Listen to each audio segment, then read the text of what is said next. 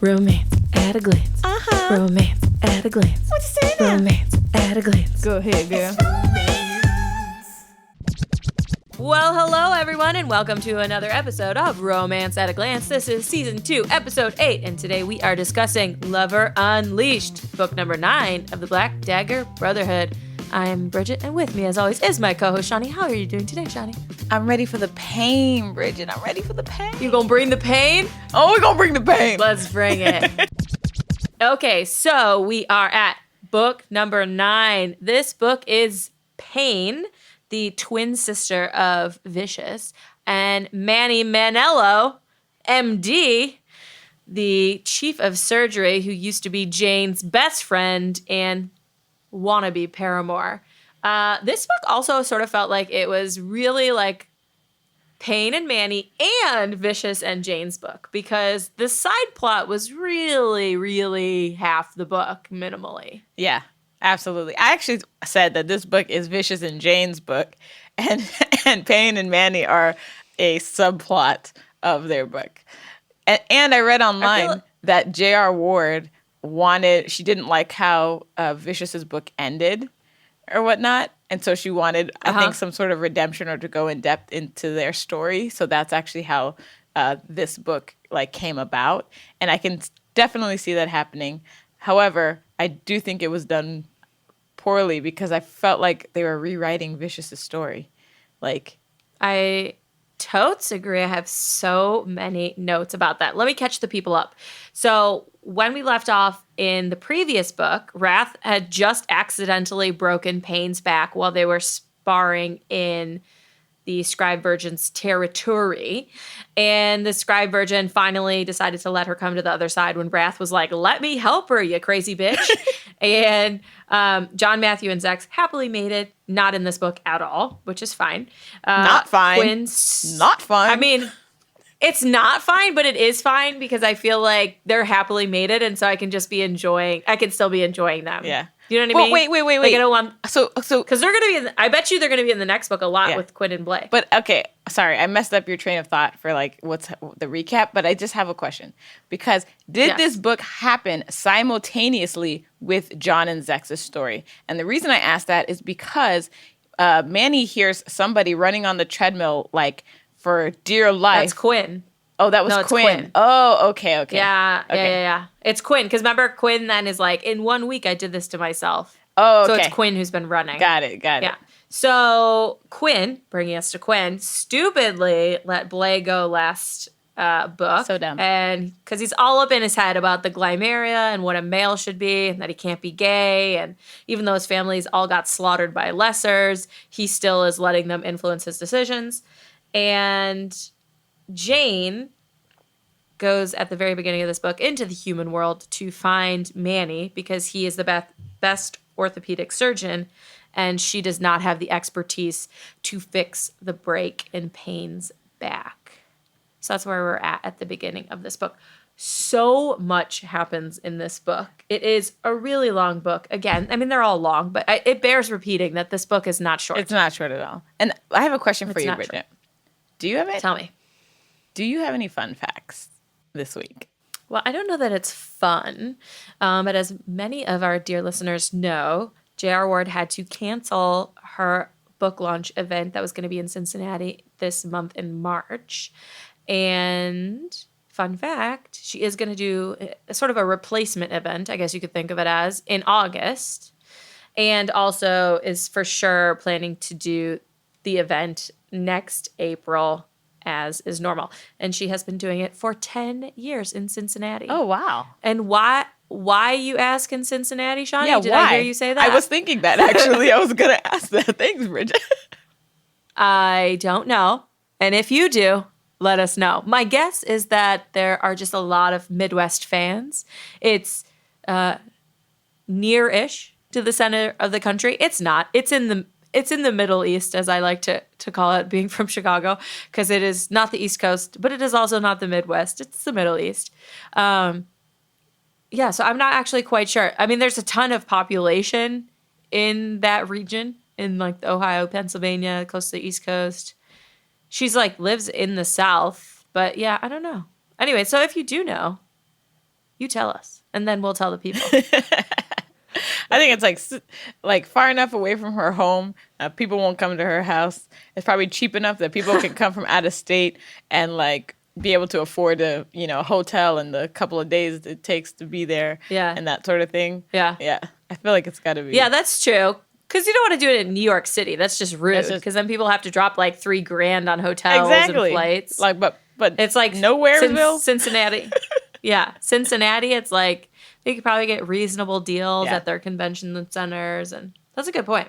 I think so. It's conscientious. If we ever do something like that, we should obviously choose to not do it in Los Angeles, which is incredibly expensive, and we should choose to do it somewhere a mite more economical for the folk. You can like go like 2 hours out of LA and actually find like economical stuff, like Victorville.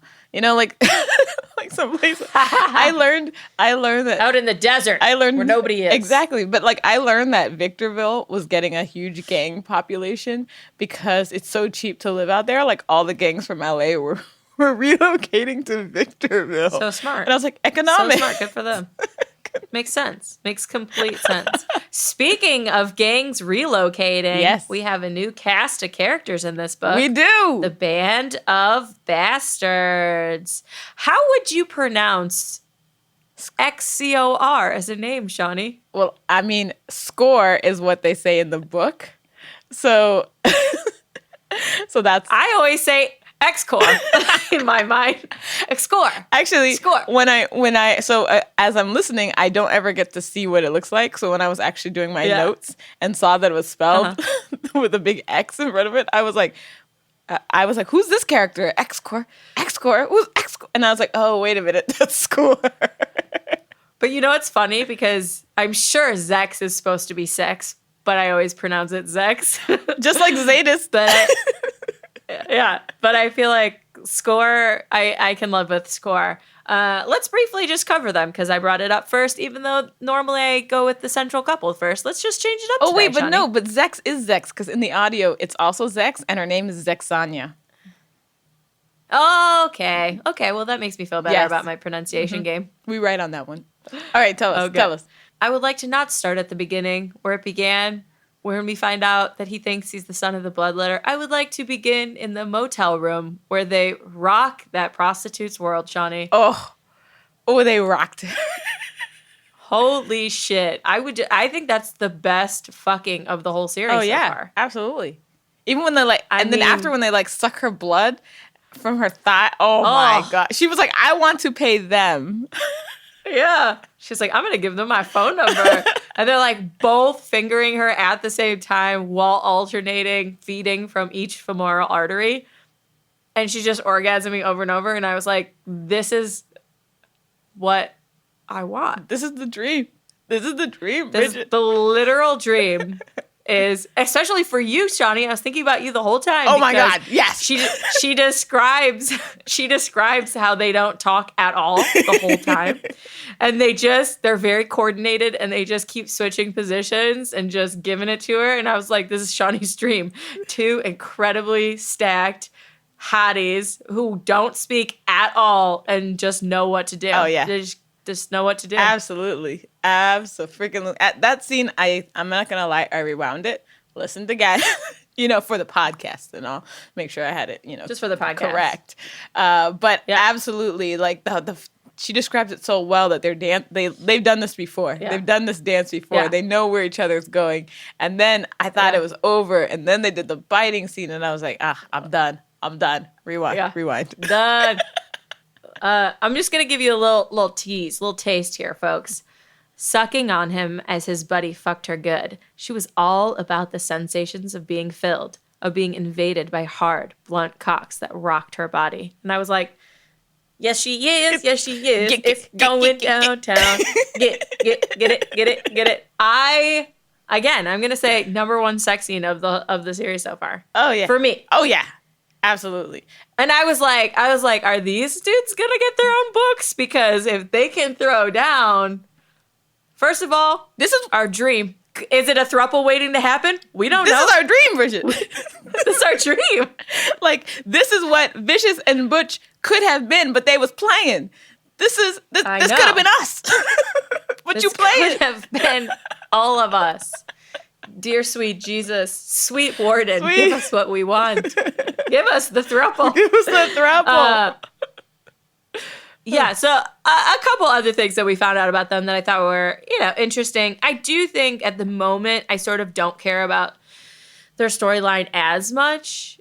I know in future, at the beginning of the book, I was kind of just like, oh, okay, they're this band. He thinks that he's the bloodletter's son. Now he's trying to get vengeance on Payne. They come to the New World, and I did like once he started talking about how he wanted to take down Wrath, not because he hates Wrath or anything, just because he covets being the king and he wants the power. I was like, okay, that's a fun villain. Yeah. I'm enjoying that. Yeah. Like, no animosity towards Wrath or the Brotherhood. He just wants to be the king. And I was like, I respect that. That's an interest, because like the Lessers like hate them, and the Lessers like hate everything they stand for, and they're with the Omega and evil. And I like the idea of him not being connected to the evil and just being not even an evil person, just like a power hungry one. Yeah. That was cool. And to me, even the Lessers, like, I don't even feel like they have an inherent hate of the Brotherhood. I think they have an inherent hate of the Omega and going back to the Omega. Like, the brothers are actively hunting down the Lessers. So they're like, okay, well, we have to actively be aggressive towards them. But everybody who's recruited doesn't want to be a Lesser. You know what I mean? So yeah. So I think it's more of the fear. It's like that fear of going to hell, that drives them versus like anything else. I think it's definitely probably a lot of them. They do describe how, like in past books, how the Lessers are like excited to come upon vampires, but that's probably just to stay in the Omega's favor. Yeah, that's what I feel like. It's a fear-based, type of thing, not necessarily like if they were turned into Lessers and then left on their own. I don't think they would go hunt the Brotherhood or try to find and kill vampires. Do you know what I mean? They'd be like Lessers living their best life on the beach, sipping martinis. Making more Lessers. Making more Lessers. The more the merrier. I was a little bit unhappy. We're just going to keep going with score. I was a little bit unhappy that Payne got kidnapped. Like, you know what? These brothers do have cause to put all their females in seclusion, because bitches are getting kidnapped left and right. I didn't like that. We literally only know 7 female characters at this point. Like less than 10 for sure. And 3 of them have been kidnapped. 4 of them have been kidnapped now. Yeah, I think so. Like I hate that's a lot. That's a high percentage. Yeah, I don't like that that's used so much. And then like Zex and Payne, like 2 of our strongest, like physically strong female characters, both get kidnapped. I do like the way she gets out of it. Like, I was thinking there's gonna have to be a fight, or she's gonna have to get saved. At least both of them save themselves. I also think that the way Payne got out of it was like a little bit like soul crushing in a way for Score, because she was. Yeah, it was. Yeah, she was like, he's like, you killed my father. She's like, oh, boo, that wasn't your daddy. Like, I'm sorry to tell you. Like, I saw in the Singing Bowl, he ain't your daddy. Yeah. And I love how strong she is. She's like, hear me now. I am the daughter of the scribe version, and I say it as so. Like, ignore me at your peril. She's like, I will open up a can of whoop ass right now if you don't back the fuck off. I like her. I do like for sure. She had to save herself. If she had gotten saved by them, I would have been, or by a human, I would have been so annoyed. Yeah. Also, I know we're jumping to the end of the book, but when she comes into the mansion on her own, because Score, to his credit, once he realizes the truth, he apologizes and says, oh, I'm sorry. I was wrong. Nothing will harm you. I'll watch out for you, and I will let you go. And he even like lets her go at a beautiful view, because he's like, you deserve it because you're chosen. And which I'm like, oh, another intriguing side of his character. Okay, I'm liking where he's going. And then she just comes back to the mansion, knocks on the door, and they describe it as everyone coming out of the billiards room with like their drinks in their hand.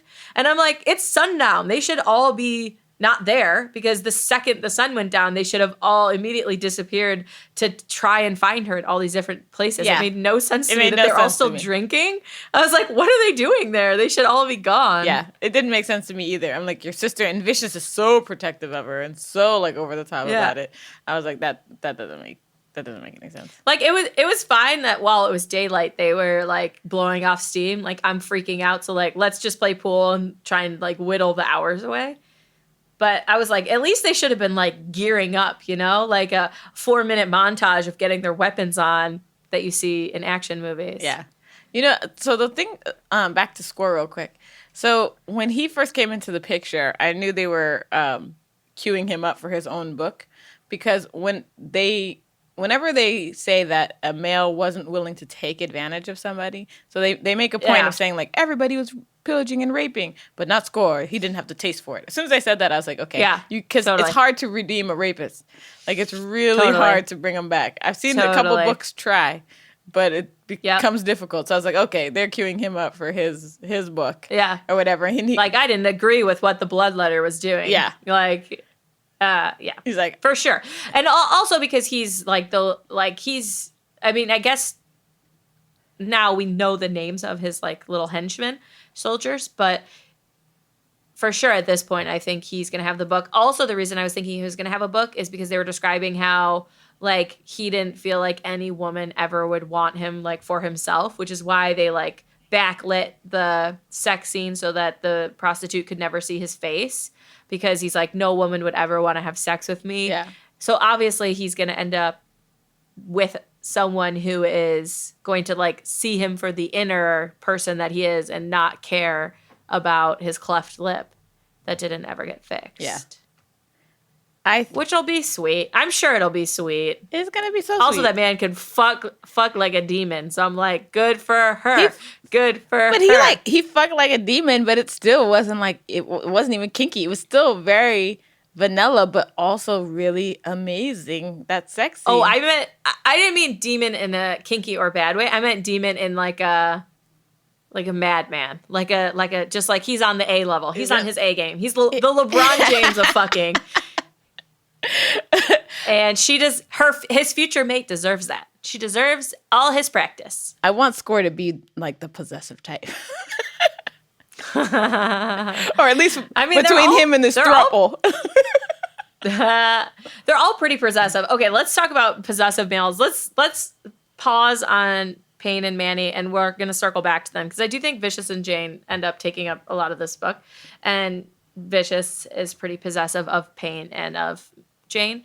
So I thought there were some interesting moments in their storyline. Mm-hmm. Like when he says, like, oh, I never even asked her if she is sad she gave up her human life. Or like, what kind of mate am I? I never even carved her name in my back. Like, I liked those revelations because to me those were like, they like made sense in the sense that like if you're someone who's sort of emotionally stunted at some point and very cynical, you might be like, oh, whatever, those things don't matter. And so I liked that he was like, oh shit, like I haven't even been all the way in this. So I liked that. Yeah. However, that isn't what happened in his book. Yes.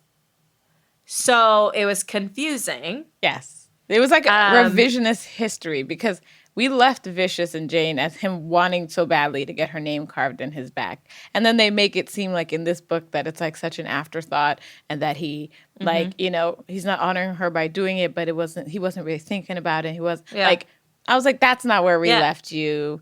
Like, okay, JR. And then, okay, even, so remember at the end of Vicious and Jane's book, he like describes as he like tucks her into his arm and he like is holding her and they're standing like fused together as one and she's fully solid and corporeal because she's up against him. Yeah. And he's like, and he even says something in the book about like, I would be embarrassed except for that it's Jane, so I'm not. But then in this book, when she comes into the billiards room at the end, and he like describes how he smiles and normally he'd like cover it up, but he's not going to anymore. And he goes over and kisses her. And I'm like, yeah, but in the like in their book, he was already doing that. So like what happened in between that book and this book that he stopped doing it? Yeah. It was like they got, it's like they went backwards. It was weird. It was like, now if this book had been running like concurrently with his book and you were getting more story, like this stuff was happening, then I would understand it. But it's almost like they didn't have a relationship again and had to remake a new relationship.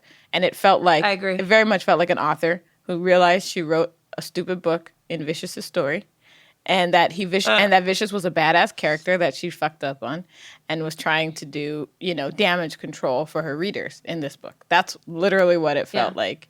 But I don't think it was a success at all. Yeah. What do you think about the fact that Butch is the one who cracks him open? Because in their book, it's Jane. He offers himself to Jane and lets her see him at his most vulnerable. Yeah.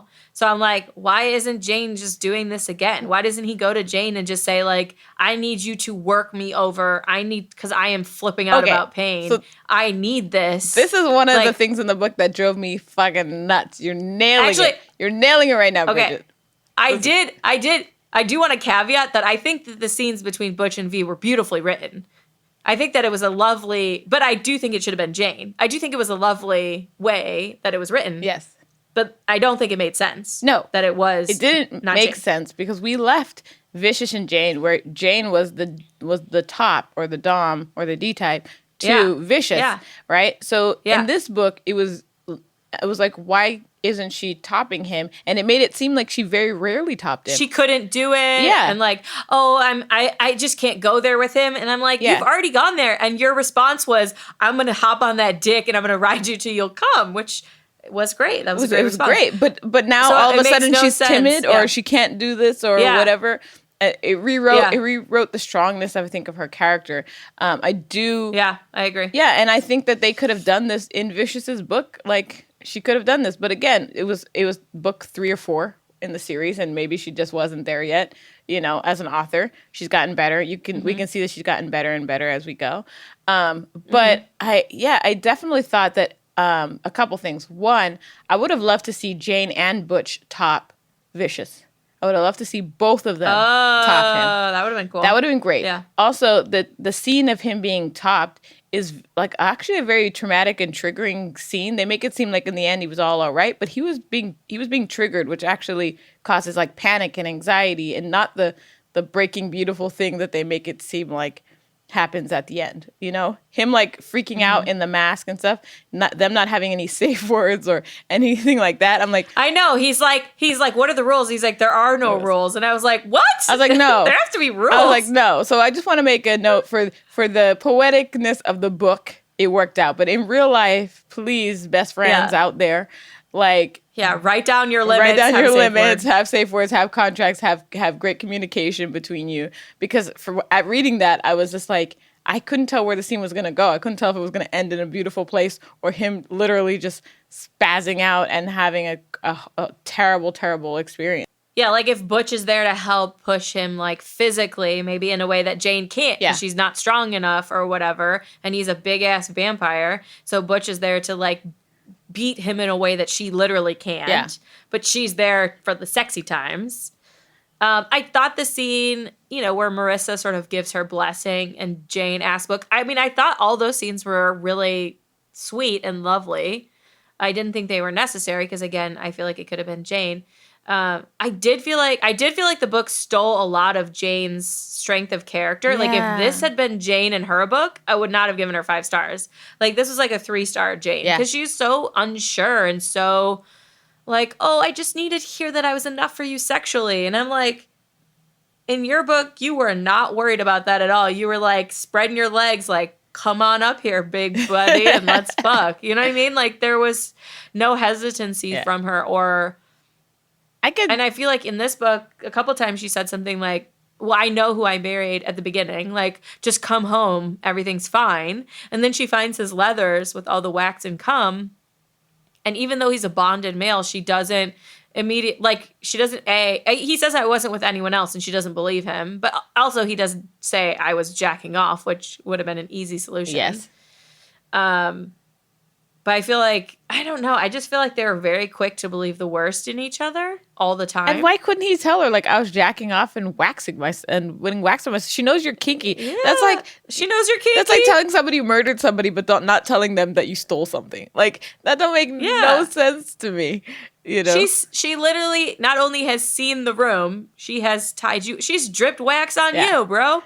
She's not going to give a fuck. She just wants you to come back. I can understand the fact that Jane can't work over Vicious like he needs, right? just literally strength. Also, after watching like a few different people's scene, there's some that are so, for me, so brutal that I, like, they love it. The couple loves it, but I couldn't do that to another person. Like, I can't do hooks or needles or things like that to another person. It's just not in me. So, you know, and then there's with the mask and the breath play thing, like, that's not my thing. I wouldn't want to do that to somebody else. No matter how much they needed it, I wouldn't want to do it. So I could see that, like, there's stuff she couldn't do. And Butch even was like, I need a drink for this. Like, you know, like, this is going to happen because the only option is that I do this or you do it out in the streets, which isn't safe, you know? So I can see that. And I can see that Butch's love for Vicious in that moment, that I like that. Because he's like, I'm not gay. I'm not into you that way, but I will give you whatever you need because you are my best friend. So I can understand that and whatever and whatnot. I just think that the book took like just a real hard left and changed everybody's character and also regressed them. And the problem is that they were regressed. If it was like something in the future where they had, like, it felt like they had changed because of future actions, like, that would make more sense to me. But I was like, did we go back to middle school? What happened just now? What happened? Yeah. I agree. And, you know, and speaking of aftercare, I mean, I thought the scene where he goes and and Butch cries and says, I'm so fucking sorry. And, like, he, like, holds Butch and says, thank you. Like, I needed that. I thought that scene was, again, like, some lovely scenes, but I totally agree. Did not make sense with the trajectory of where the characters were at and, like, how much Vicious grew in his book, theoretically. And, like, I felt like this was a real step back for his character. And then Jane's character, I felt like, was just totally different. Yeah. So obviously the big triggering event for V sort of going off the rails is his sister coming down, which he didn't even know he had a twin, and that his mom was, like, imprisoning her for hundreds of years. And now her back is broken and she may never walk again. And she's so depressed about feeling like she's in another cage that she immediately asks him, like, if I don't get better, you need to kill me because I won't be able to do it myself. So I get that that's super triggering and can throw someone off the deep end, but anyways, I just don't feel like it was done well. So this is what happens in the Payne and Manny story. Let's talk about it. So first, Jane goes to get Manny. I felt like, of course, that was going to happen because he's an orthopedic surgeon. I was totally fine with it. I liked his character when we met him last, so I was down for that. I like his response when he meets her, that he's just, like, in awe and just like, oh my God, like, you're a person, you're real, like, holy shit. And the scene where he, like, gives her the card and she asks him to braid it in her hair, like, I thought it was such a cute moment, I thought. Yeah. It was super innocent, especially because he's got, like, that man whore type or whatnot.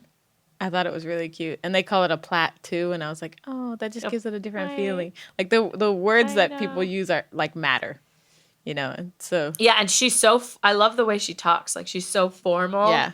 And. Oh, my God. Like, and also, and I love, like, I just love her because, like, I'm gonna tell you this, but this is one of my favorite lines. No, don't. If you choose my line, I'm.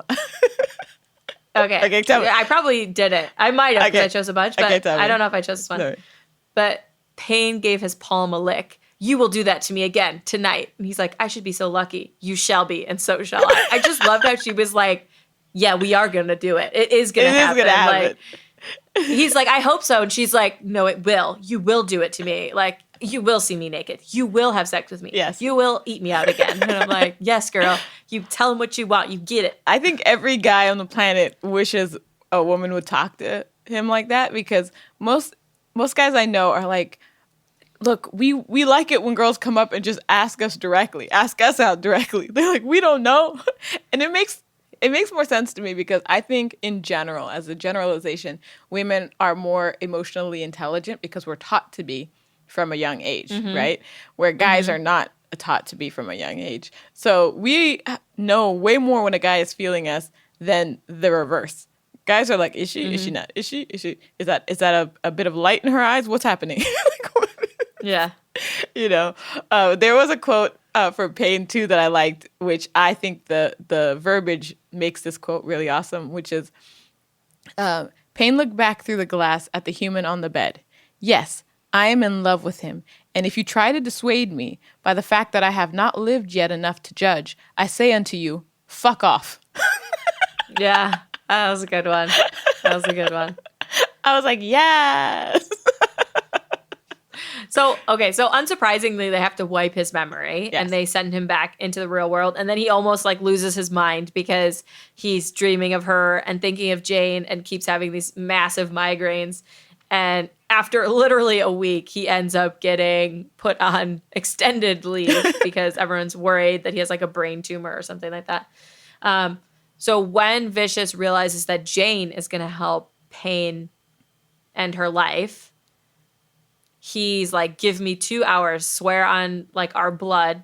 And he goes to get Manny because he knows that his sister likes Manny. Yeah. And as much as he doesn't like it, he knows like she might stay for love.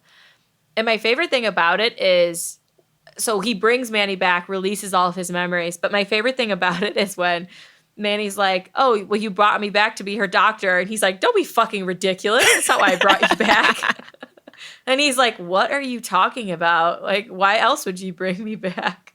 And he's like, duh, like, because she likes you. And I just thought that was like the funniest moment. Like, don't be fucking ridiculous. Like, we didn't need another doctor. Like, she likes you. But my favorite thing is that the reason that she ends up deciding not to kill herself isn't because she has a crush on Manny. It's because Manny shows her the world and shows her, like, you're not going to be trapped in this room all by yourself doing nothing. Like, look at these guys. They have no legs, but they're athletes. They have fierceness. They have pride. They have families. They have children. Like, and he shows her, like, what life can be and that she can still live. And that's why she decides to live, and also why she starts to fall in love with him.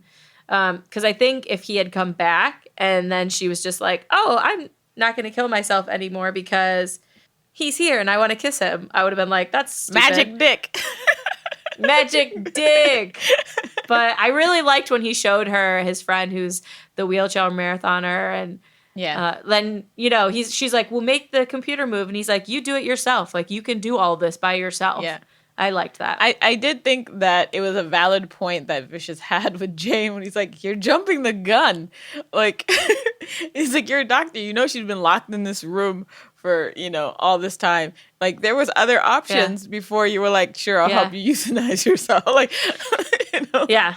Like. Yeah, I mean, he did say, like, why didn't she show her these pictures? And why didn't she take her out of this room? And I was like, that's fair. It's a valid point. I do think for sure her judgment was, again, I don't feel like she was the same character in this book as she was in her original book. But I also feel like her judgment was clouded because she was worried that she knew, like, Vicious wouldn't recover from doing it himself. Yeah. And that Payne was going to, like, hurt herself in some way, I mean, to make it happen. That's really... But yeah, I do agree. That's really true. But Jane... It seemed fast. Jane was always the voice of reason. They talk about her being so methodical and so calculated in how she moves that, to me, I think Jane would have thought about different options before breaking out the syringe. I thought that felt contrived to me as an argument between them and a way for them to have friction in the book. I did not think, even if she was clouded, I did not think it was in her character to do that right away. Like, yeah. Even in her dealing with Zex and her rape in the last book, totally different than the way she dealt with Payne in this book. Yeah. Totally. Just her care, even. Because she didn't say, like, I don't feel like she was like, I understand. I've had other patients who have wanted to kill themselves, and here is what I'm going to tell you. Like, let me lay this out for you medically. Yeah, I just felt like it was... I didn't like it. I just didn't like it. I didn't like her character in this book, Johnny. I didn't like it. So let's go back to Payne. What did you think about Payne magically healing herself, especially sort of in the sexual relation to Manny? Okay, so I didn't hate this, and I thought I would. I didn't hate it. I didn't hate it. I bought it. I was okay with it. I bought it. I'm like, your mom is God. Like, you know what I mean? And then I like the fact that a lot of times with sex and stuff like that, there's a lot of people who talk about how you're able to reach a higher level of consciousness during sex specifically. So, and orgasm specifically. So the fact that when she was aroused, that's when this light came out, or it just means that's when she was first able to access it, you know? And so I didn't hate it. I kind of bought it. I was like, you know what?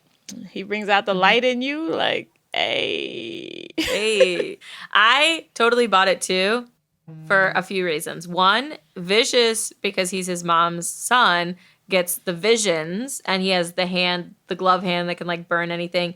But also it heals Butch. Yeah. And so I was like, it makes total sense to me that she can heal. Because then eventually she heals the horse, Manny's horse. Yeah. And I also like what you said about like, this is the first time that she's been, aside from like the time that she was on Earth for a short time killing the bloodletter, this is the first time she's ever been on Earth. So she wouldn't need it up in Sanctuary. And like, you're totally right. Like when you're getting it on, that's like your mind is free. Like you're not thinking, you're not controlling yourself all the time. Because then later when she's with Score, she like lets the radiance shine out on purpose. Like she burns away the manacles and she's able to shone like because she can now access it fully. So I was totally down for it. I actually thought it was really funny that she was making Manny younger, like accidentally, because she was so happy with him when she was like hugging him in bed and squeezing him all night. She was like making all of his aches and pains go away. And I was like, why did I marry my husband and not Payne? Because I want someone to make all of my aches and pains go away every night too. That sounds awesome. Hey, there's still opportunity for a throuple. I mean, you, Leo, and Payne, baby. I support it. Yeah. I did think it was a stupid reason for him to not want to be with her, though. So dumb. You know when you want to jump into a book doing? And just like sucker punch someone? Like, yeah, it made no sense. I was like, they just wanted to have one more. Like I felt like they just wanted to have one more obstacle. Yeah. Like I felt like that should have been the moment when they got together, Yeah. and then the last obstacle was like fully bringing him into the world. Like fully moving him into the mansion, fully making him a surgeon.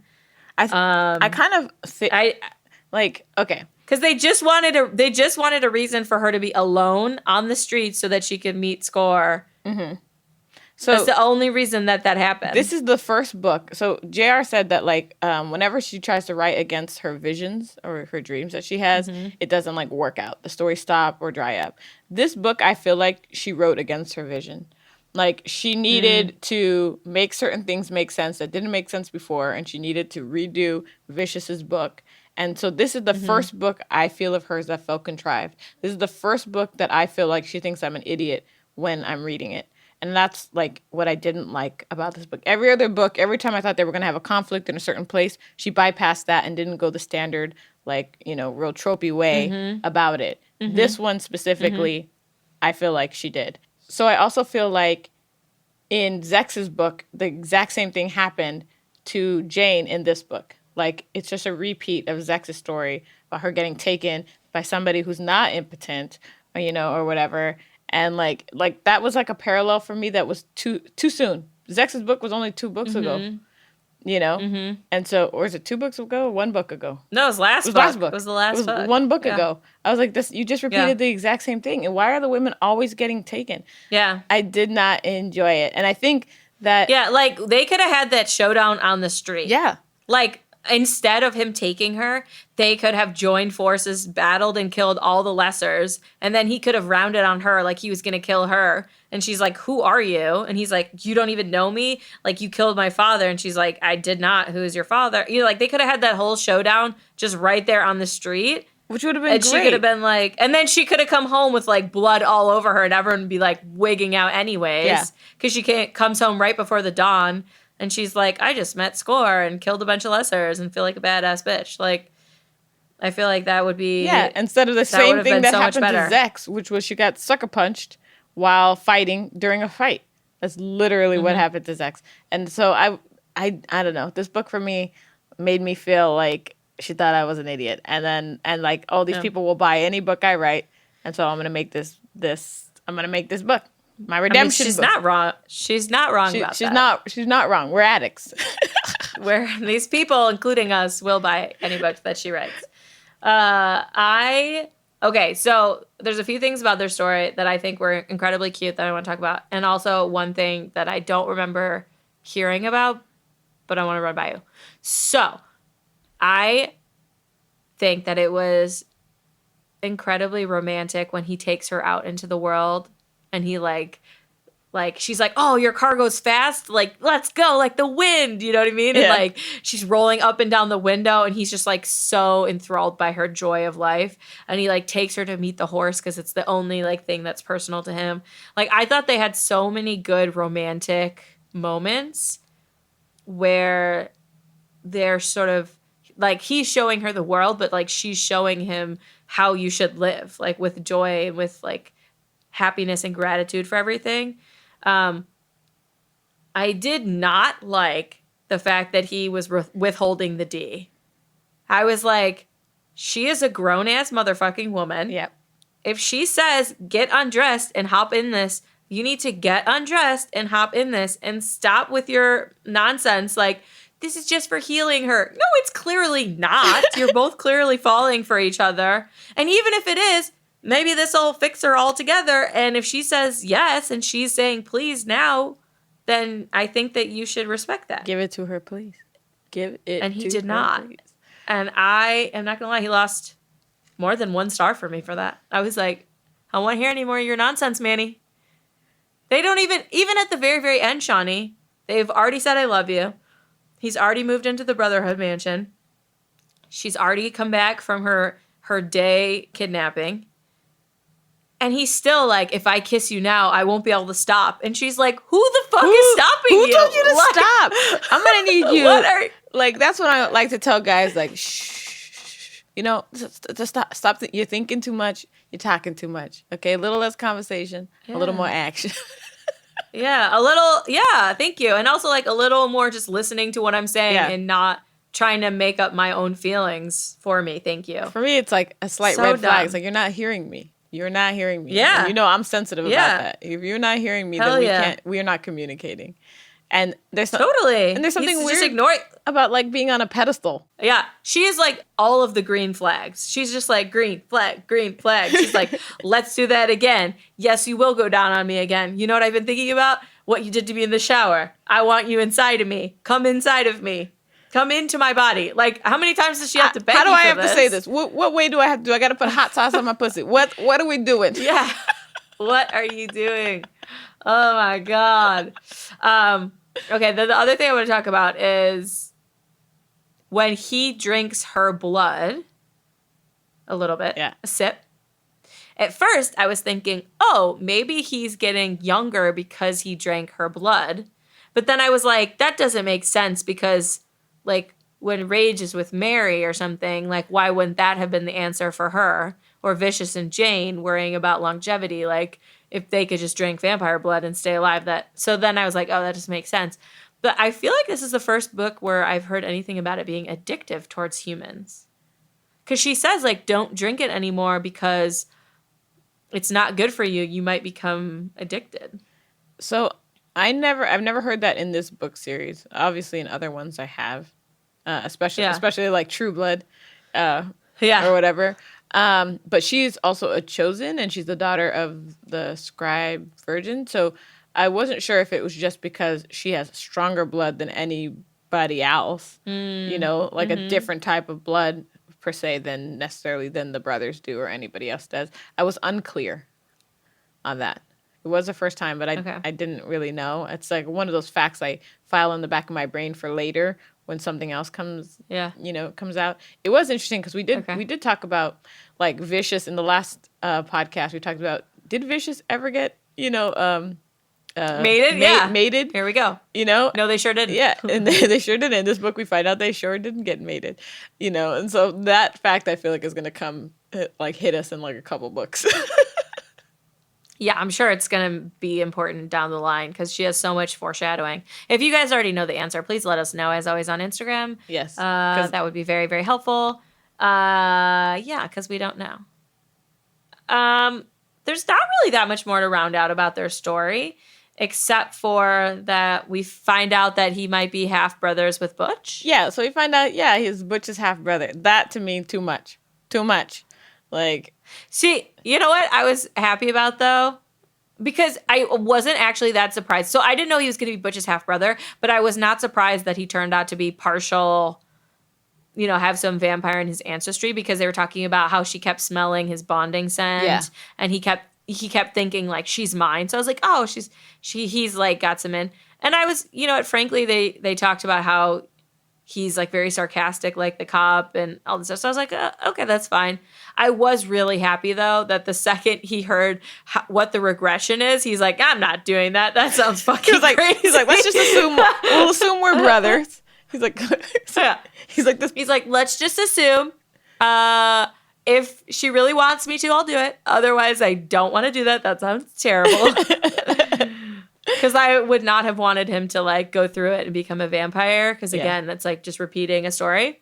So I was excited that it was a different outcome for them. I mean, I just want to know, was Butch's father like just a Rolling Stone? Like, are there so many other vampires out there because of Butch's dad?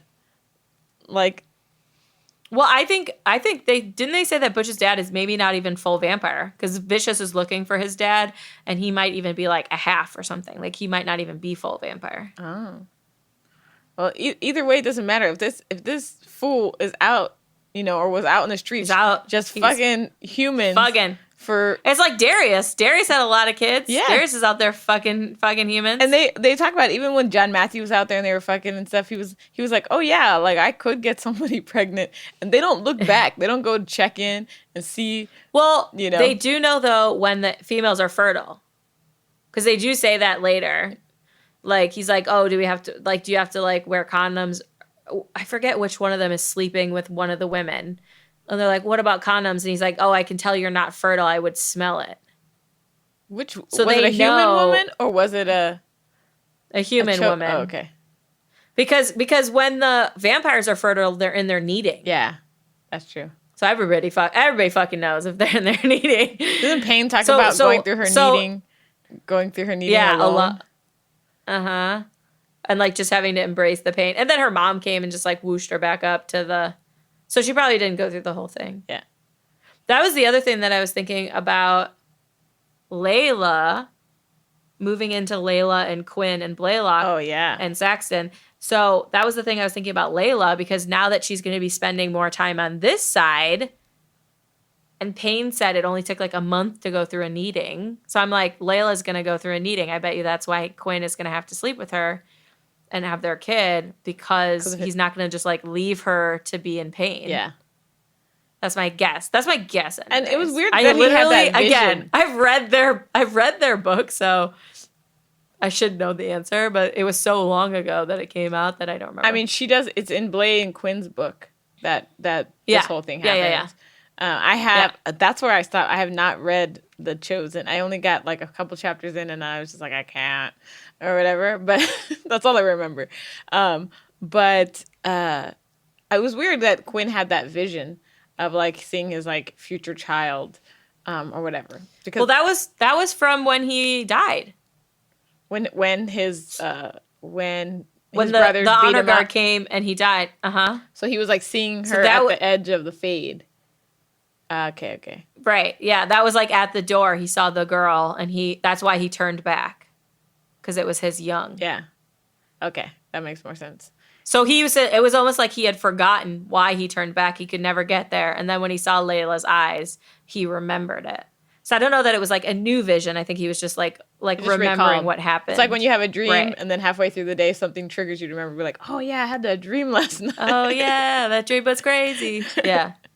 Totally. That's so crazy. I do think it's interesting that he thought he could like prevent this from happening, when clearly in some ways it has already happened. You know what I mean? Yeah. He's like, well, I just will never have sex with her, and so it'll never come to pass.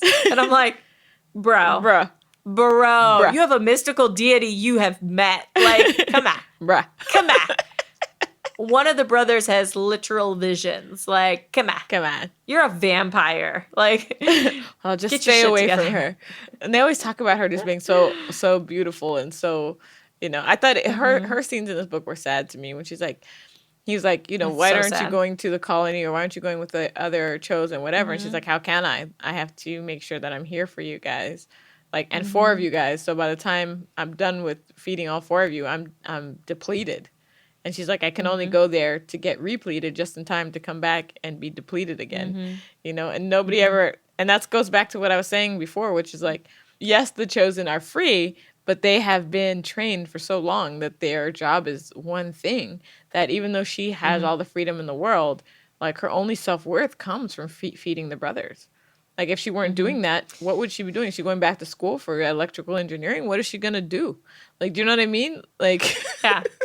Well, I think that was his point. Like, the other chosen are trying to figure that out. Like, what would I do? yeah.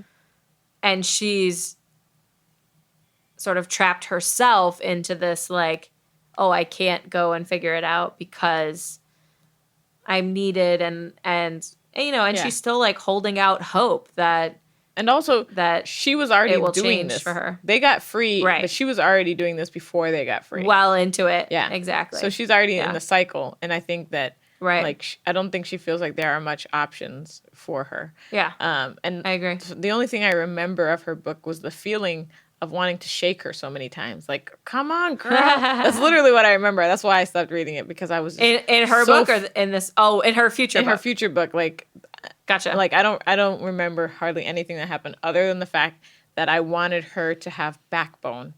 That's like, and that was only a couple chapters in, so she might have gotten it or not. I have no idea. But I was just like, I believe Layla, I girl, remember her Layla, getting stop it, letting yeah. these fools tell you shit.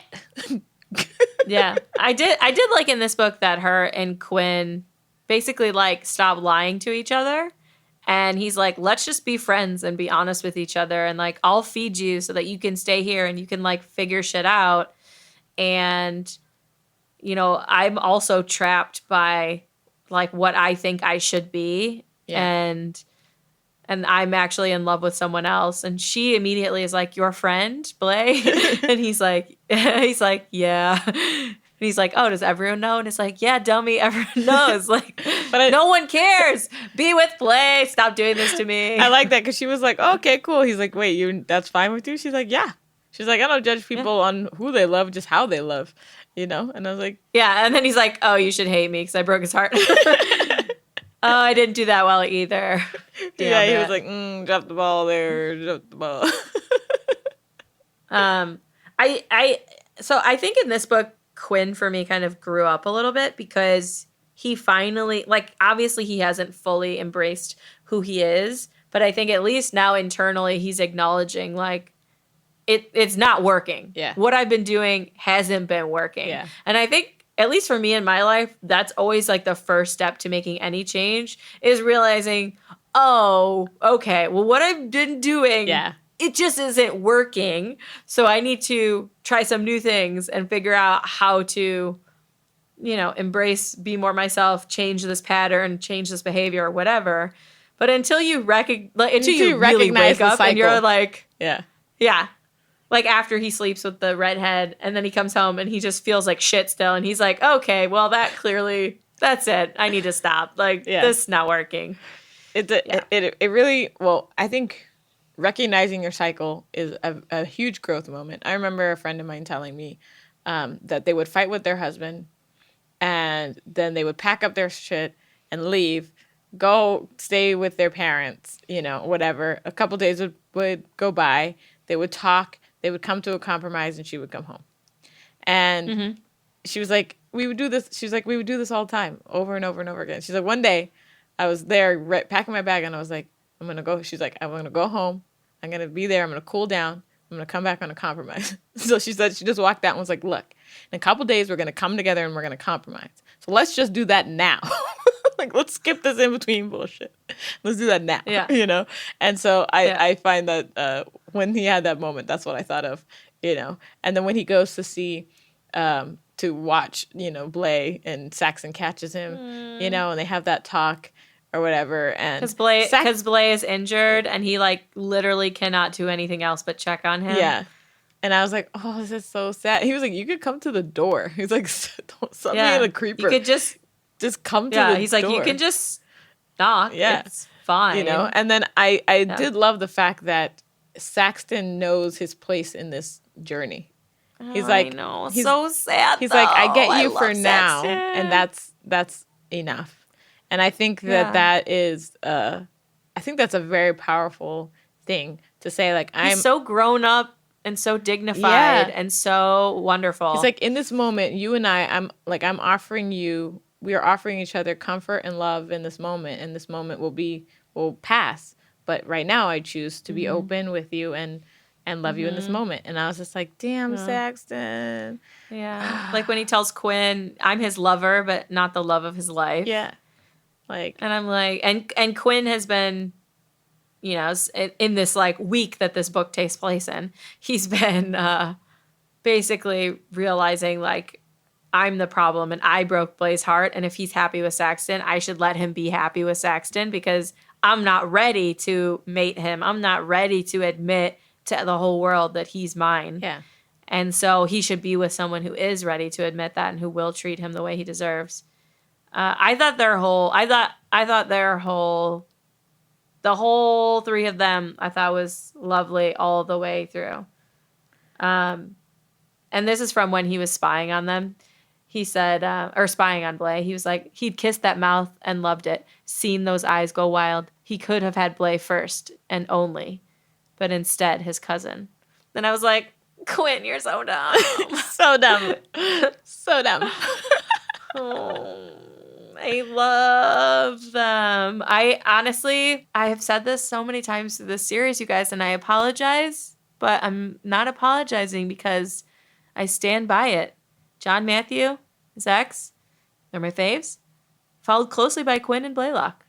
So I think partially due to the fact that, although we haven't gotten to their book, so maybe their book is going to be wildly different than what we remember. yeah. But partially, I think due to the fact that we really got to go with them from like when they're pre-trans and they're vulnerable and they're like, I mean, they're not children technically, but they're not, because they're like 26, but they're not like 5, but they're still children in the eyes of the vampires. They're still teenagers. And then they transition. And in each of these books, they've described the moment when like, oh, that's the moment that Quinn grew up. Like when he gets his teardrop and becomes John Matthew's protector, or when John Matthew, like, Blay says like his loss of innocence is a crime. Now he's like grown and not as innocent as he was. And Blay in this book, I feel like shedding that sort of like, that unrequited love crush that he has on Quinn and realizing like, that's not healthy for me. I have to stand on my own. I just love them. I think we've gotten to be with them through so many different stages, and they're perfect, and I love them. And if the next book is not good, Shani, I will be so sad. First off, I'll be so sad if the next book is not good. But 2, I think I feel slightly differently than you do. I think when I started, we felt the same. Like Zex and John Matthew, Blay and Quinn, our favorites. Quinn has, like, I think I skipped a lot of Quinn's scenes through the series in the past. And so, Quinn has lost a lot of respect for me. Like, even in this... You forgot how mad you are at him? Yeah, like, he's such a... Like, you know how I feel about pussy-ass bitches. He's such a pab. Yeah, he hates being a push. He is being a pushy-ass bitch. Nobody likes a pab, you know what I'm saying? And, like, in this book, when he goes and he finds the redhead, who's not gay, by the way, in the beginning of the book. I know. He finds the redhead. I was like, that's some sexual prowess right there. Yeah, like, that scene for me was suspect. You know what I mean? Like... The guy says, I'm not gay. He's like, that's fine. They pick up 2 girls. They go in the bathroom. He's like, when hands are rolling. So that means he's touching on this dude. That dude did not agree to that. Like, and so that was skeezy to me. That scene was really skeezy to me. I think it was. And I totally agree. It was skeezy, 100%. And I think he also knows that was skeezy because that's when he like shaves all of his hair off, takes out all of his piercings, and takes up like running and not eating as a sport. Because he realizes like, oh, that was too far. Like I am off the deep end and I am not who I want to be. Yeah. Because I agree. I think that was skeezy as fuck. I was like, this scene, I don't remember this scene. And then afterwards he's like, you know, he looked at the guy. He's like, I thought you're not gay. And then they locked the door and he's like, I rocked this world. I was like, that doesn't matter. Like Yeah. That scene messed me up for Quinn a bit. I was just like, I was like, Well, hopefully he redeems himself. I'm for you in the hoping that he next book. redeems himself in the next book, because right now, like, he's at like a 1 for me. Like, it's been slowly going down, down. Quinn specifically. As it stands, what are your favorite books so far?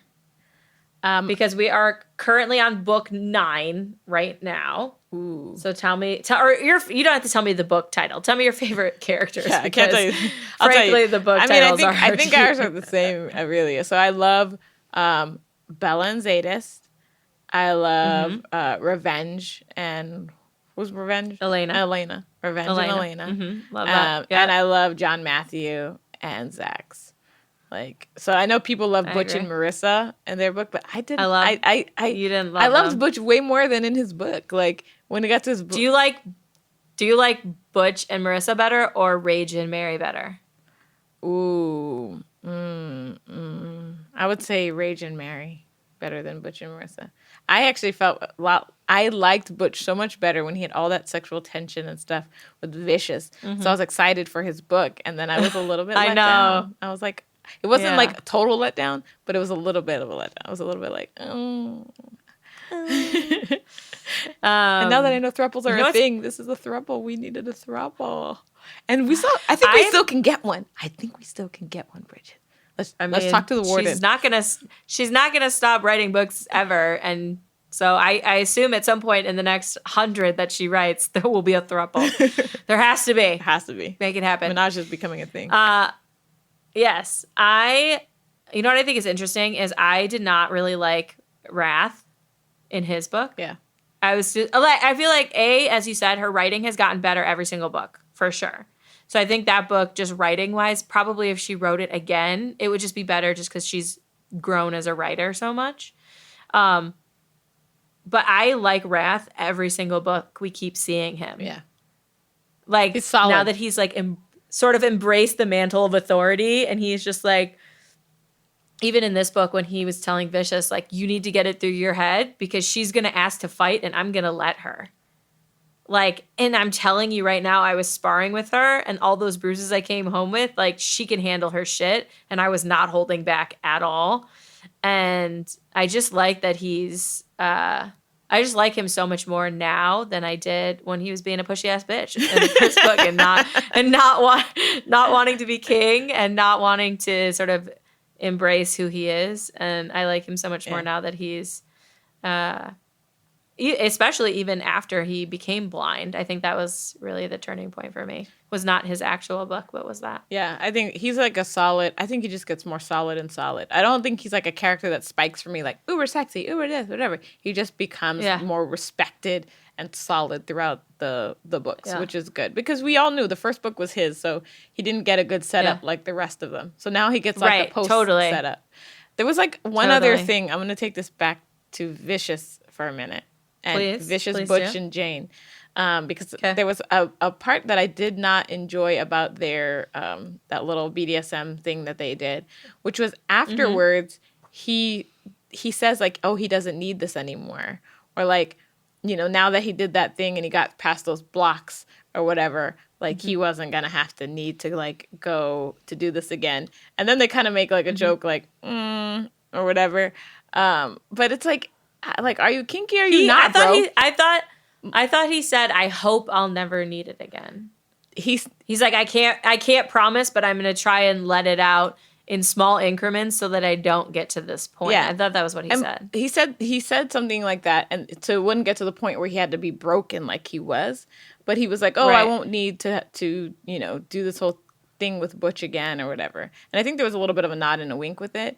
But like, the thing is, I'm like, are you kinky? Are you not? It doesn't have to be a shameful thing. You guys can be a kink couple. Like, do you know what I mean? Like, the fact that you need pain doesn't need to be something that is repressed or bad. I agree. Or anything else. And so I just didn't quite like that. It was a thing that he was hoping he wouldn't need. It's like, no, embrace that. Your girl knows that you need pain. You like to give pain. Well, like, we'd like to read about this pain. So please. We would like to read about it. You know what I'm saying? We would like to read about it. Well, what about when he was talking to Jane and he said, like, I still am going to want to come here with you and play?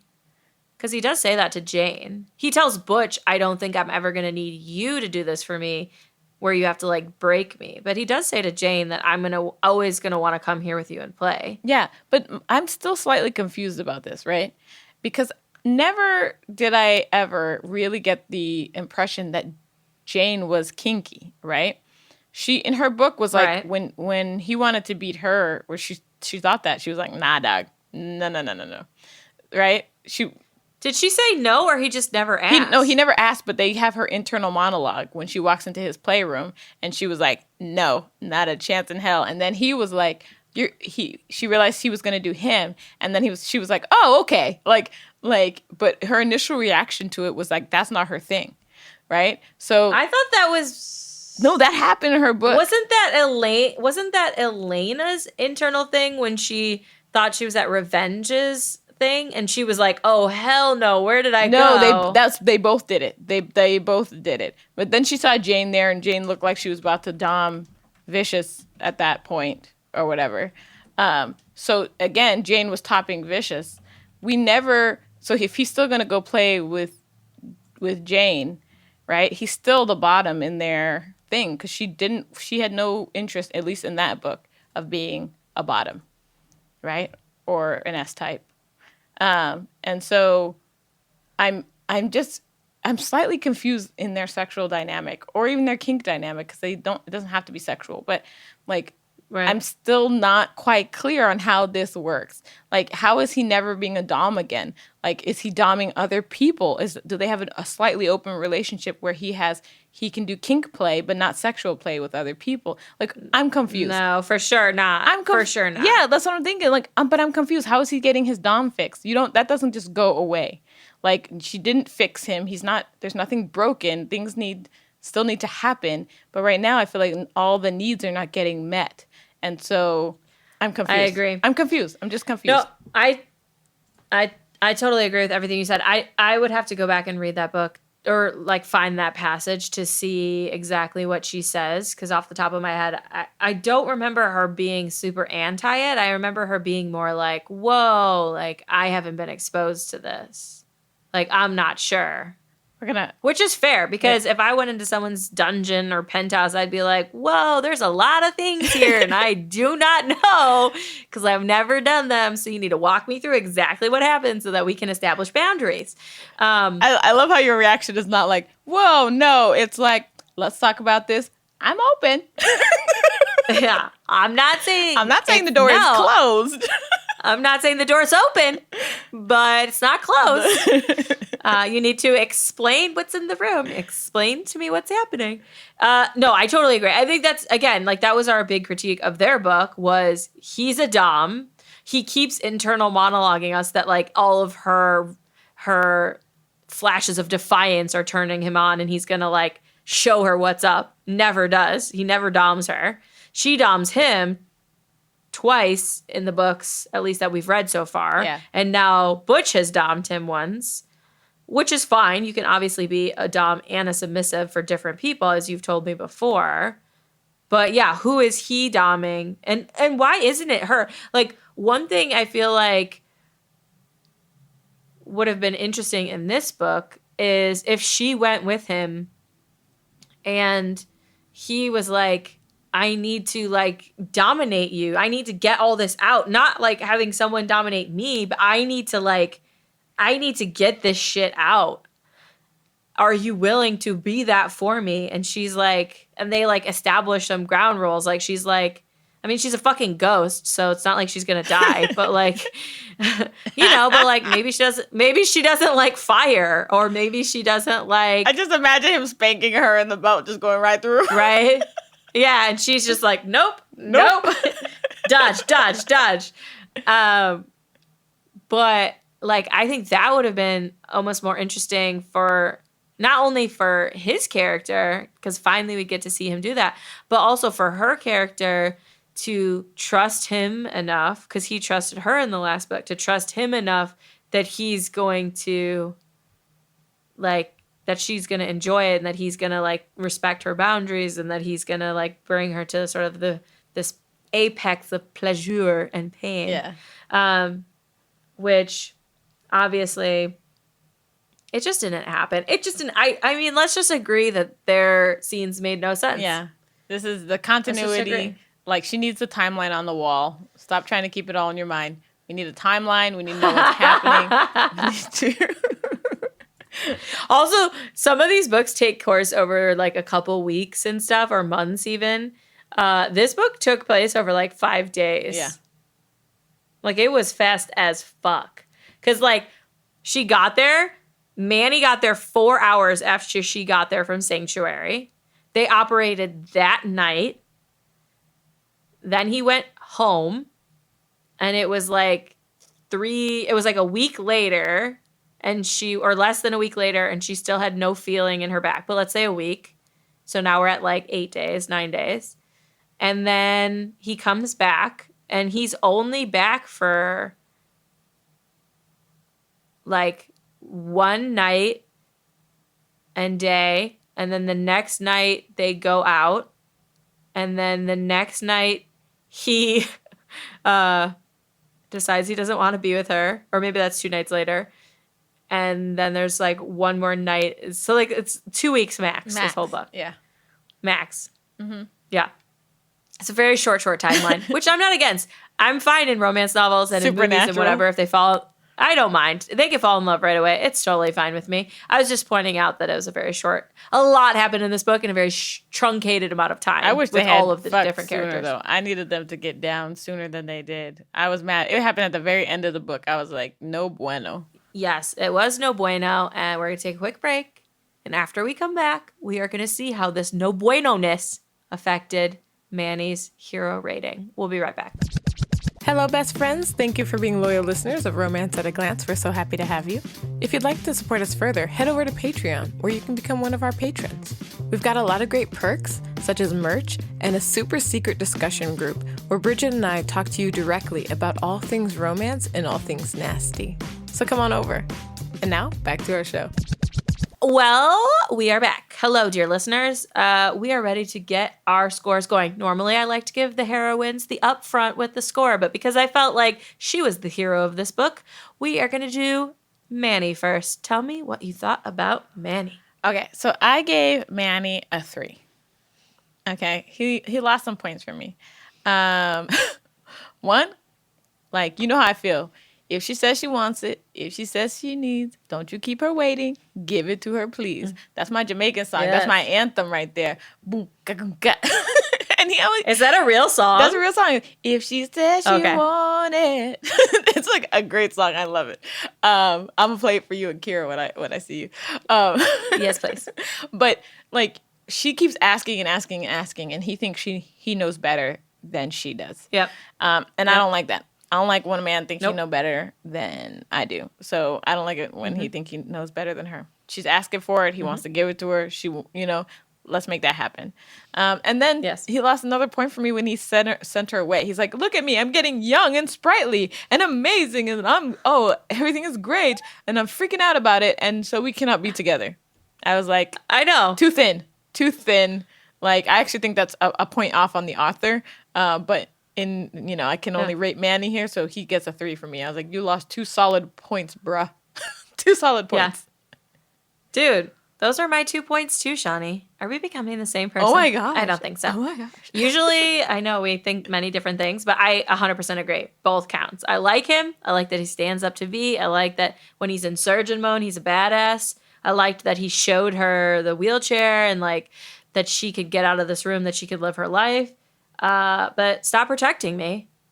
I already said I want you. And he's like, if I kiss you, we're going to go all the way. And it's like, yeah, hello. That's the point. That's what I'm saying. You must get in here. You didn't get the agenda, Point 1. Yeah. Point 1. Like, what are you doing? Point 2. Go all the way.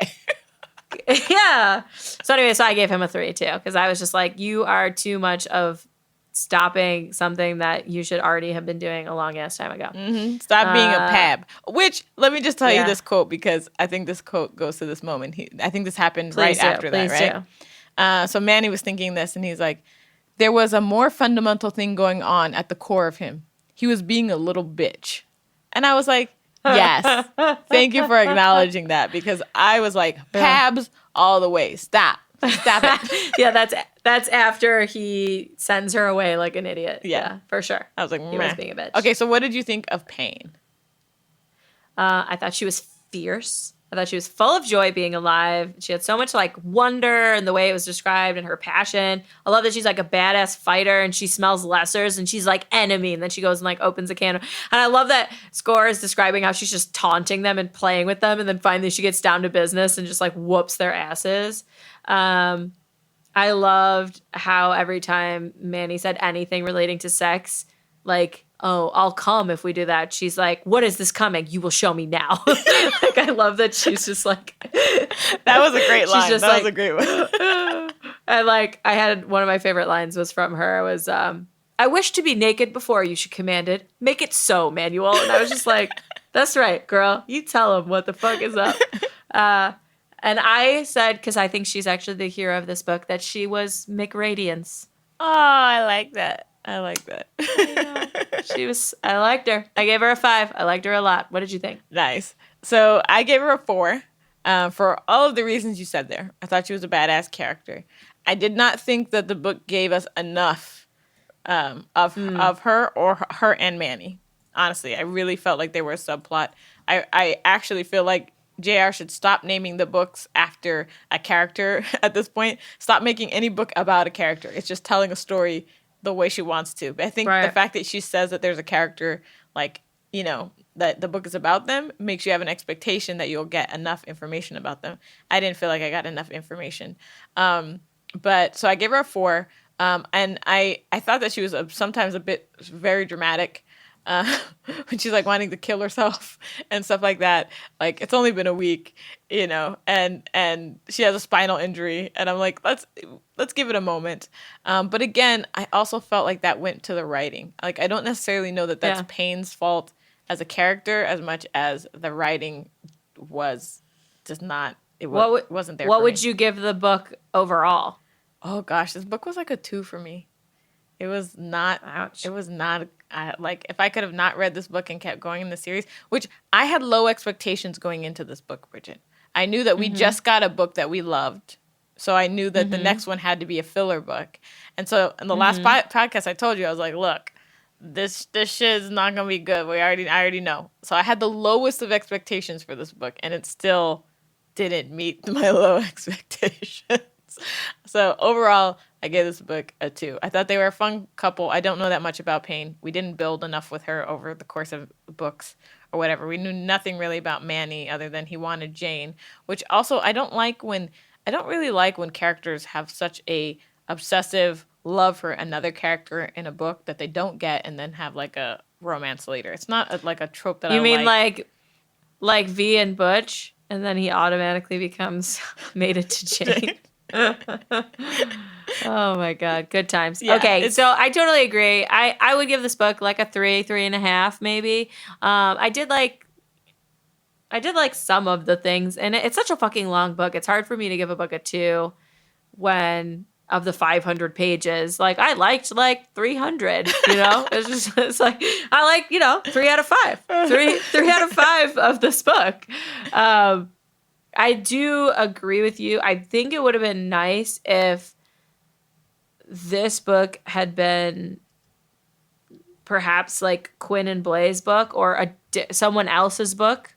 And then Payne was like, we had an extra book to get to know Payne before, because I do think that would have helped. I do think that would have helped just feel the depth of being happy for her that she found someone. Because we did get a little bit of her last book in sort of the Sanctuary. But it would have been nice to have like one more book to get to know her. Well, we only got to know her between Wrath and the Virgin Scribe, you know, like her and Wrath fighting and the Chosen situation. So it was very, I feel like it was very her limited. talking to Layla and no one. But how good would it have been? It would have been so good if during all of Blade and Quinn's book, she's paralyzed. Like, now it makes sense why she wants to commit suicide, because like a month at least has gone by, or you know what I mean? Sure. Like, and the angst of that and people visiting her and her not being, you know, like that for me would have built up enough, you know, for her to be like, you know, I want to commit suicide. And for Jane, She and did. for Jane to have exhausted other options before. Sure. And then it makes sense Sure. that Jane, as a doctor, was like, okay, like my patient has the right to die if they want to die. But after a week, I'm like, girl, you want this girl out of the picture. Like after a week. She was held captive by her mom for 200 years, and she was aware the whole time. So I will give her a little slack in the sense that she spent literal centuries. I do agree that no one tried to tell her that she doesn't have to live in a tiny room and that she could like be up eating with the rest of the brotherhood. Like I'm not mad. I'm not totally mad at her wanting to commit suicide because she was kept for 200 years in stasis, right? And then and then locked up in wherever the Chosen are, right? In the Fade. Where are they? In the Fade. But she was, and then even when Sanctuary. The Sanctuary. But yeah, so she's locked up in the Sanctuary, and that also was a prison for her. So she's gone prison to prison, and she's such a fighter and such a person who wants to be out there on a horse and whatever. And so I didn't think that it was terrible that she was depressed and wanted to commit suicide. I think that the month time would have given Jane... Right. It would have been nicer. Yeah. Sure. It would have made sense, her argument with Vicious now wouldn't have felt contrived. It would have been like Jane exhausted all the things she could to get Payne out of this situation.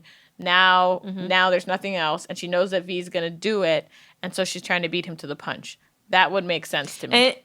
And even V's like escalation would have made sense because it's like a whole month of the pressure just building and building and building and building and building and building and building and building. And like they're trying everything and nothing's working. She's still depressed. She still doesn't want to live and he doesn't know what else to do.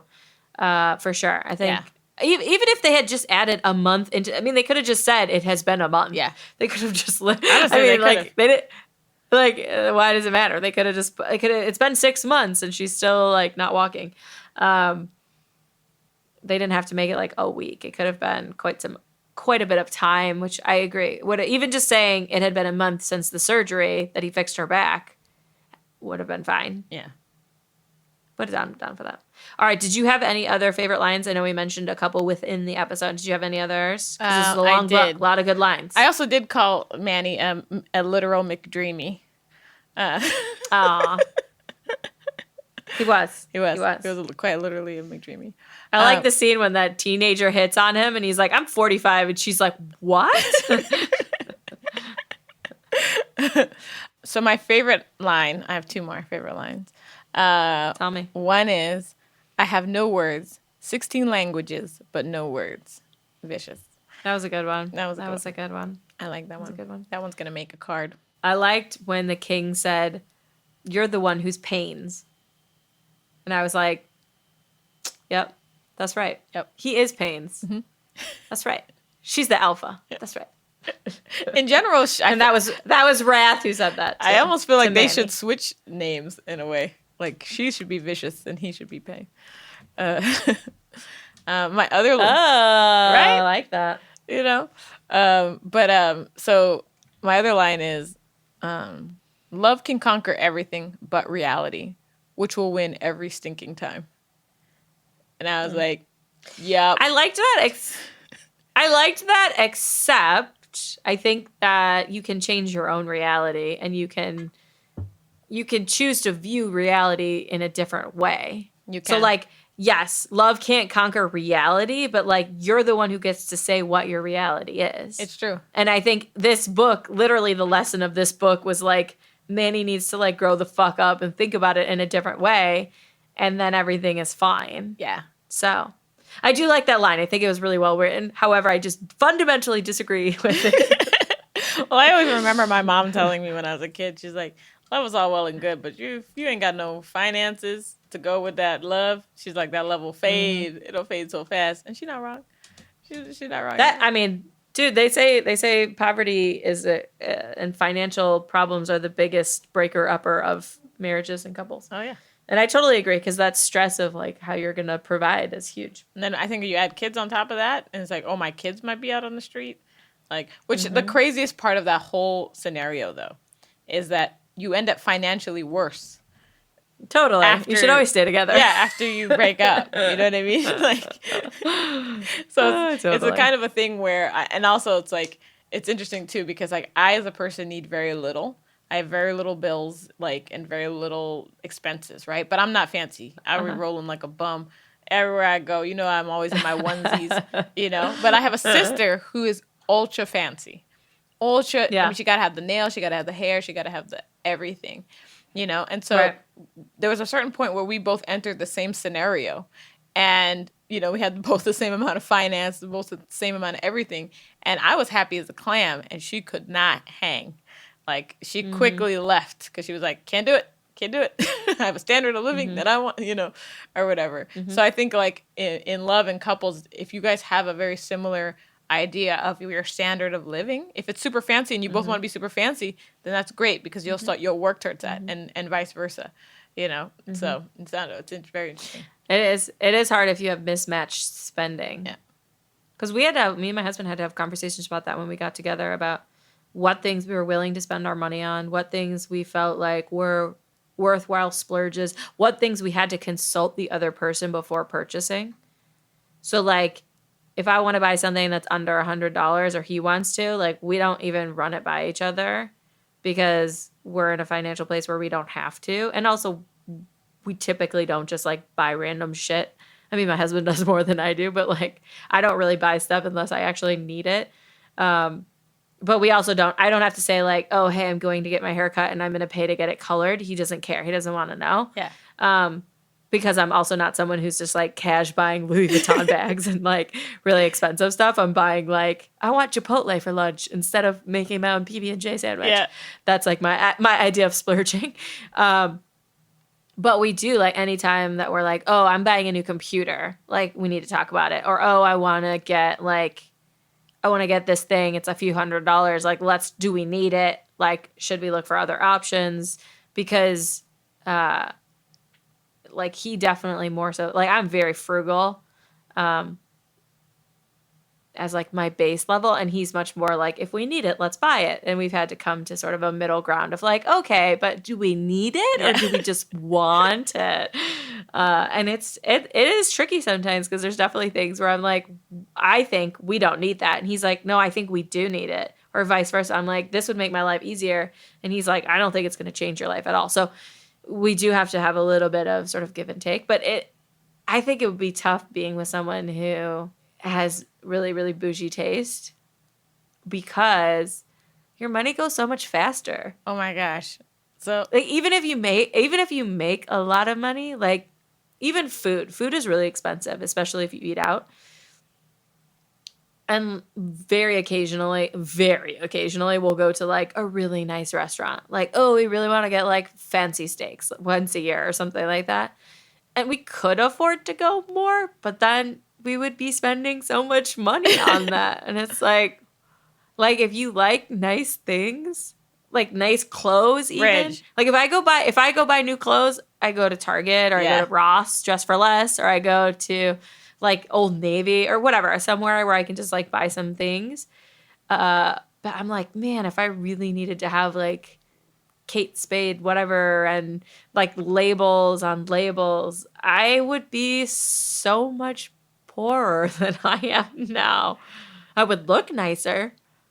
And I want to get fake eyelashes so that I never have to wear mascara again. And I'm looking at my nails right now and they look horrible and I want to get a manicure. But yeah, I'm just happy that I don't lean towards the bougie. I will say that my book budget has been a problem that I have to remain aware of. I'm a huge, huge public library goer. Because if I wasn't, I would be spending, like, I don't know, $500 a month on books. Like, oh, it's insane how much you can spend on books. Yeah, so I have had to rein in my book budget. Like, when I met my partner, he was a huge gearhead. I mean, he's not still a gearhead. He is a huge gearhead. Are you good? Okay. Yeah, I have 15 minutes. Okay. So we'll just wrap it up after. Okay. I'll do my tangent. So when I met my partner, he was a huge gearhead. He's still a huge gearhead, but we had to quickly come to, like, a realization where he won't buy anything for a long time, but then he'll drop, like, $2,500 on a new, whatever compressor thing or whatever kind of gear he's looking at. and not tell me or not, when we first got together. And we quickly had to like nip that. It was like, no, we need to be on the same page. So we got like a budgeting app where we could see each other spending and that sort of thing. And where we had like, okay, anything over the X amount of dollars, like we need to consult each other for. And it's funny because I think like even my spending, I had to check my spending because I'll spend a lot of little, he'll spend one huge thing and I'll spend a lot on little things. So having to check that. And then like recently I had like a whole budget overhaul instead of having limits on spending. Because I was trying to find out how I could, with my partner, have us be more conscious spenders. And I didn't want to be the warden of the pocketbook. You know what I mean?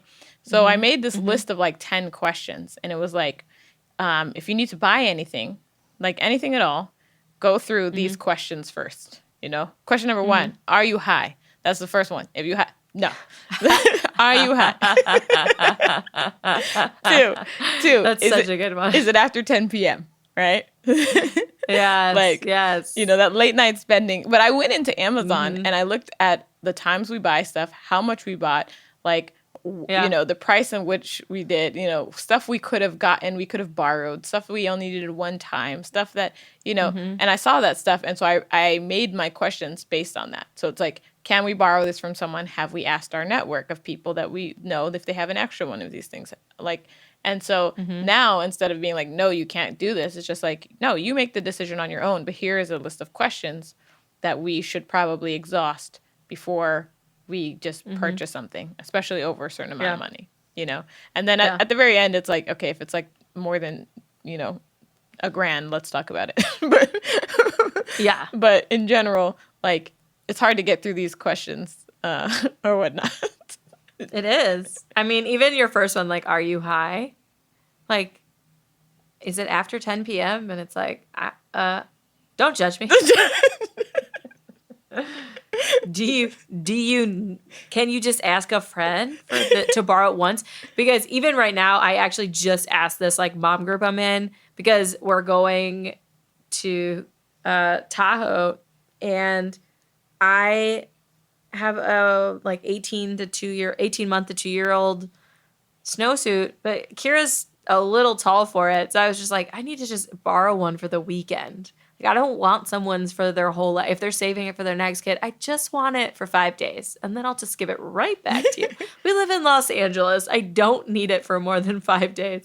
And I don't want to go buy one. I just want someone to just borrow theirs. So I'm hoping someone will have one. Otherwise, she can just wear the small one and it'll be fine. But I do agree with you that you should send me that list. I probably need it. Me and my husband buy way too many things that we don't. I'll send it to you. It's carefully curated. Okay. I have a favorite review. It is not favorite because I agree with her rating. Okay. It is a favorite because of one section, and I would like you to choose it out because I think you'll know what it is. Okay. It is from Blackie, Romance Addict. She gave it 5 stars. She said, this was such a romantic book. I must say I loved Manny and Payne's story. Heart emoji. What made it even better was a side story containing Vicious. Fantastic. Smiley face. The new bad guys are irritating as hell, and I had the same urge to skip them as I do the lessers. Frowny face. But overall, I love this one. Heart emoji. Yeah. Wait, everyone, are you skipping the lessers? Is that just us? Did we ask the people this yet? Tell us. Are you skipping lessers? They are skipping everybody's skipping the lessers. You think everyone's skipping? That's the most uninteresting part. And the lessers weren't even like in this book. Like at all. What about? We didn't even talk about this because I just didn't think it was relevant. Didn't care about it. But I think let's just quick touch on it. Did you feel like the whole thing with Jose de la Cruz and his new partner? You're like, is the whole point that at the end his partner witnessed the murder? Yeah. So I don't understand. Like I thought he was going to become a lesser. I did. Because he's like a killer. I did too. So I was like, oh, maybe he's going to be a new lesser boss or something. I didn't know what he, like. Because they spent a lot of time on that story, following the human murder of all those girls, him punching the photographer. So it's coming into play. Then we found out his dad's a murderer. I mean, the way I see the way JR writes is that she writes like 3 books in advance. So whatever is happening in this book, we're going to find out 3 books from now. It's really going to like bloom. So it'll still be, I think, a little bit lead up, a little more lead up with them in the next book, and then bloom in the 3rd one after that. But like, I don't understand. Okay. I don't understand like his partner. Them talking about the dark side of his partner, him going to kill the guy, and then the guy killing someone else. I don't know who's relevant. Killed by Throw. Well, I think Throw is relevant because Throw Throw has is to be like relevant. His score is second in command. His sister was brutalized and butchered, which is why he exacted revenge, because he didn't get to he had Score exact revenge on his behalf. I mean, honestly, I think it could be like the couple from the last book who were in the paranormal hunting. They're never coming back. That paranormal couple's never coming back. They were just there to introduce us to murder again. I guess. So I'm wondering if Vallecchio is just never coming back, and the only reason he was there is to like show that he had a potential dark side, and then basically witness a real monster. Yeah. Which kind of shocked him out of it, and he was like, "Whoa!" And he actually keeps the guy alive. Yeah. Or tries to, at least, and calls for the paramedics. I don't know. It'll be interesting to see if he's in it again. But I have a hunch that he's just like not even in it anymore. I feel like she gave us too much information about him. Like, that's what I think I don't like. Is like, if this character is not important to the story, don't give me too much backstory and information. I don't care. Just move on. We have a lot of people to keep track of right now. We don't need any more. Every time a new person comes, I'm like, how are they important to this story? And I'm like, I really hope they are, because I really feel like I'm wasting my time not getting through this part of the story. And these books are so wordy that like every word counts, I think, at the end of the day. Yeah. You know, and I feel like she could have cut like this out so much. And whoever edited these book, I feel like I feel like she needs a better editor, because there's a lot in here I feel like that could have been edited and tweaked with like a good editor. But also she does seem like she's kind of stubborn. Like an editor would be like, "Hey, how about we change this?" And she's like, "No, I dreamt this shit," you know, or whatever. Also, there was like a one quick thing, which is like, Butch in this book, they actually sometimes gave him a Boston accent and sometimes not, and it was not. I hate when good. She writes it out. Oh, did she write it out like that with like a? Most of the time, it's written as a normal thing, and then occasionally she will write it out like GAH, as you know, or like LAWRD or whatever, like laud, you know, or whatever. That must be what happened. He was reading the parts that she wrote like that. Okay. Right. It was terrible. To almost like remind you that he has a Boston accent or something like that. So sometimes she writes it out sort of phonetically the way a Boston accent would sound. Okay, so that's what happened, because he would do Butch in a total flat tone, and then every so often he would go into a Boston accent. I'm like, why? Yeah, he'd be like, chowder. Yeah, like I was like, why is this happening right now? I do not support it. Yeah. Okay. Yeah, it's the way it's written. All right, what's your favorite review? My favorite review, there was actually much better ones. There was a girl who really spelled out all the inconsistencies between this book and V's original book, which I really loved. But I picked this one because it was shorter. So this is by Andrea Ninja Bune. And it says, "Seriously, people. First off, BDB books are addicting. However, this one completely missed the mark for me. It really had me feeling that every relationship is recycled.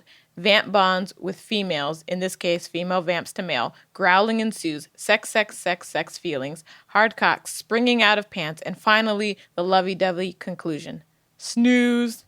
Secondly, I will continue the series like the fucking addict I am." That's great. That's really good. Well done. Great review. I was like, that summed it up without all the like specifics. All right. Well, fam, dear listeners, this has been a long one. We had a lot to talk about. We had a lot of feelings. We had a lot of emotions. If you disagree, as always, please let us know. Defend. If you have different opinions, we want to hear them. Please. And until next week, may your books be your lover. And your hand your best friend. Yowza. See you next time. Thanks for listening. Subscribe to our channel to get new episodes, clips, and more. And click here to watch our previous reviews and author interviews.